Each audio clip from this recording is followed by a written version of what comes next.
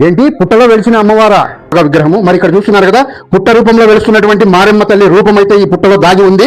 మరి అది కూడా చూసి ఇక్కడ సాక్షాత్ అంటే మారెమ్మ తల్లి అయితే చాలా రోజుల తర్వాత ఇక్కడ పుట్టలో నుంచి వెలుస్తూనే ఉందంట అమ్మవారు. చూడండి ఇక్కడ అమ్మవారు గ్రానైట్ రూపంలో, ఇక్కడ అంతా గ్రానైతే, ఇక్కడ మన్ను అయితే లేదు. సాక్షాత్ ఇది చీల్చుకొని కూడా అమ్మవారు ఇక్కడ పుట్ట రూపంలో మారెమ్మ తల్లి అయితే ఉంది. మరి చూసేద్దాం రండి.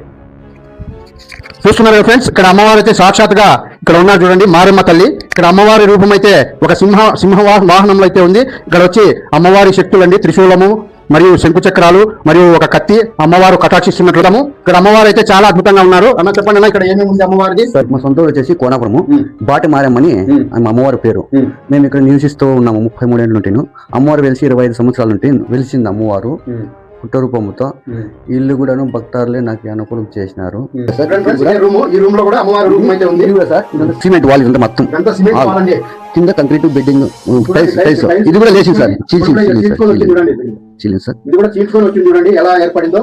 ఈ పుట్టనైతే అభివృద్ధి అవుతా ఉంది. ఈ రూపం అయితే అమ్మవారి ఉంది అన్న మాటలో తెలుసుకుందాం సార్. ఇక్కడ అమ్మది వాహనం సార్, ఇది వాహనము టైగర్ అని.